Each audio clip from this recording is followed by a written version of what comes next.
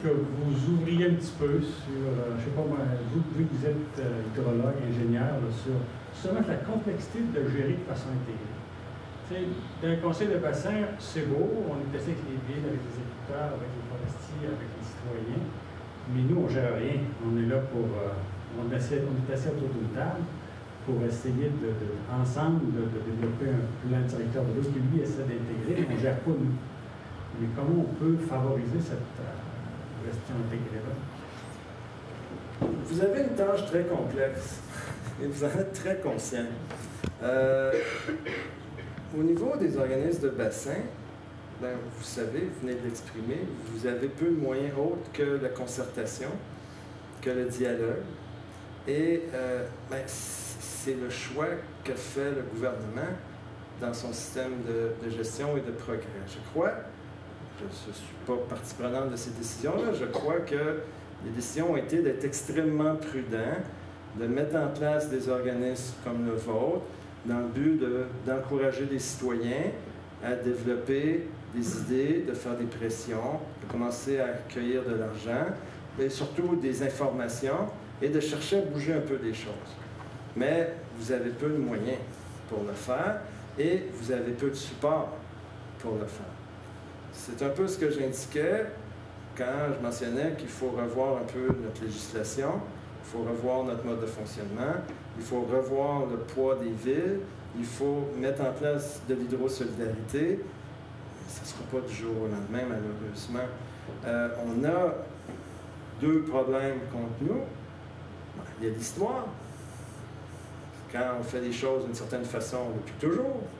Les premiers colons qui sont arrivés en Amérique, ils ne se posaient pas de questions, ils prenaient l'eau. On a gardé ces réflexes-là. Et l'autre problème, c'est qu'on en a encore beaucoup. Pas partout. Il commence à avoir des problèmes. On n'est pas exempt de problèmes, mais globalement, il y en a quand même pas mal. Donc, ces choses-là font que peut-être qu'on est trop prudent, peut-être qu'on est trop lent, on ne bouge pas les choses très, très vite. Moi, je sens qu'on a un gouvernement qui va très lentement, de manière très prudente.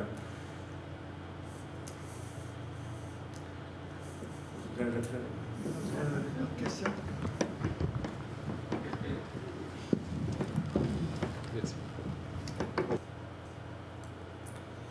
Vous avez parlé beaucoup de sensibiliser les gens par rapport à l'eau, des lois. Au niveau de la privatisation de l'eau, avez-vous une position par rapport à ça? J'ai entre autres en tête l'accord économique et commercial qui est en train de se négocier entre le Canada et l'Union européenne.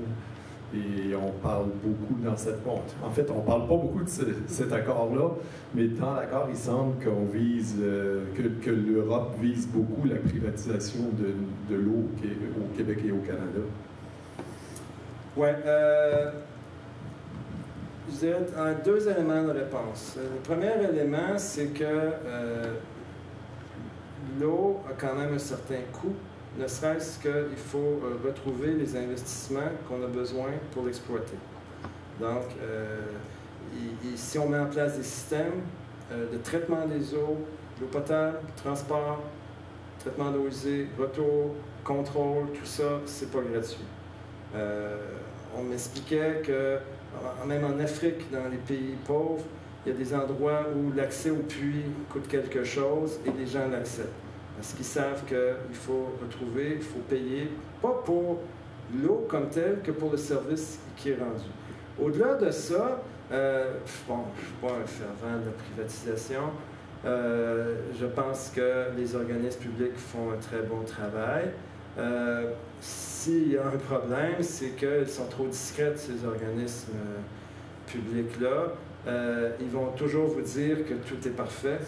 Ils vont toujours vous dire que leur système est impeccable, toujours dire qu'il n'y en a pas de problème, ce qui fait qu'ils ont la difficulté ensuite à aller voir M. le maire, M. le ministre pour demander des sous pour améliorer le système parce qu'il a dit au public que tout est parfait. Donc, ils sont un peu coincés. C'est des organismes qui doivent être parfaits, mais qui donc ont souvent des problèmes de financement. Mais ça ne me semble pas la meilleure idée des volets de privatisation. C'était tenté à plusieurs endroits. Ça ne semble pas être un gros succès. Ceci dit, il faut quand même accepter de payer certains coûts pour avoir accès à de l'eau de qualité comme citoyen. Quand je vois les gens qui sortent de l'épicerie avec des caisses d'eau, je me dis que cette eau-là qui paye très très cher, si cet argent-là est investi dans le réseau, ça sera encore mieux. Donc, il y a ce volet-là. Mais moi, je ne vois pas beaucoup d'intérêt à faire une privatisation. Je pense qu'il y a moyen de s'organiser avec les systèmes que l'on a. On fait déjà bien. Au Québec, on n'a pas de sérieux problèmes au niveau de l'accès à l'eau municipale, à part la détérioration, le vieillissement de certaines infrastructures. Je rajouterais peut-être que c'est pas surprenant l'histoire de la négociation avec l'Union européenne parce que la mentalité n'est pas la même qu'ici. En France, entre autres, et dans beaucoup de pays de l'Union européenne, la gestion de l'eau, on parle eau potable, eau usée, elle est faite effectivement par des grands organismes privés. Et la France possède les 2 plus grandes firmes au monde pour gérer les eaux. Donc c'est sûr qu'ils ont un œil là-dessus. À l'inverse, ici, en Amérique du Nord, mais particulièrement au Canada, c'est municipal essentiellement. Il n'y en a pas des firmes privées, ou très très très peu. Alors c'est sûr qu'ils veulent y rentrer là-dedans. Et moi, ça m'amène plutôt à une autre réflexion qui est un peu à côté, si vous voulez, de la privatisation, mais qui quand même la rejoint jusqu'à un certain point. Actuellement, c'est géré par le municipal. Regardez votre compte de taxes. Vous allez voir, il y a à peu près $100 pour l'eau potable, $100 pour l'eau usée qui est issue de l'eau potable. C'est des sommes dérisoires, parce que ça paye que le prix coûtant du traitement et de l'acheminement de l'eau potable et le prix coûtant du traitement de l'eau usée. Il me semble que pour une ressource qui est importante, qui est un revenu, qui est une richesse, on devrait charger plus cher que ça.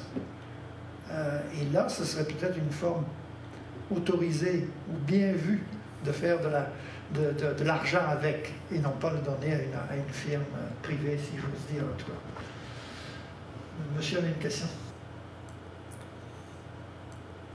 Je suis président de la Société de la rivière Saint-Charles. On est aussi membre du conseil de bassin de la rivière Saint-Charles comme tel. Mais aussi, je travaille aux affaires indiennes où, effectivement, on a établi des politiques sur l'eau pour les communautés autochtones du Québec.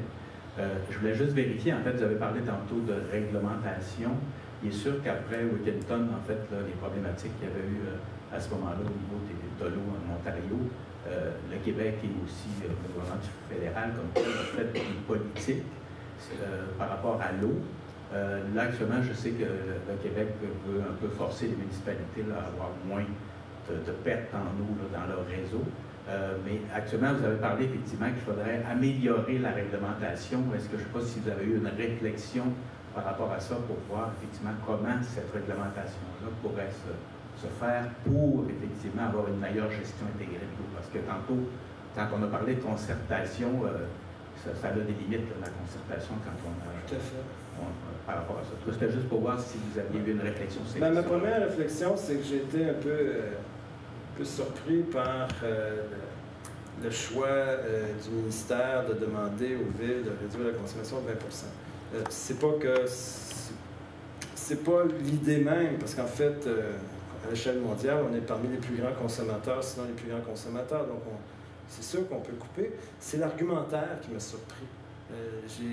Je n'ai entendu que des argumentaires économiques qui disaient, écoutez, cette eau-là, il faut payer pour la traiter, on devrait peut-être l'utiliser moins, puis on sauverait des sous. Ce genre d'argument-là me semble que ne va pas toucher beaucoup de monde, surtout comme dit M. Serrod, on vend notre eau assez peu cher, souvent en deçà des coûts réels d'exploitation. Ça ne me semble pas être un bon argumentaire. J'aurais aimé avoir un argumentaire plus écologique, un argumentaire plus social, avoir un argumentaire de défi de société, avoir un argumentaire autre qu'un strict argumentaire économique qui, pour moi, n'est pas productif et ne fera pas progresser quoi que ce soit, autre que essayer de forcer les municipalités à trouver des solutions pour réduire l'eau. Ensuite, pour ce qui est de la réglementation, pour moi, le problème n'est pas au niveau de la réglementation de la qualité de l'eau de consommation. c'est des choses qui sont bien réglementées, qui sont suivies. Le problème est plus au niveau de comment on utilise l'eau sur le territoire, qui a priorité, comment on fait des choses. Il y a une loi récente qui a été passée il y a quelques années qui ouvre des portes, qui ouvre des pistes.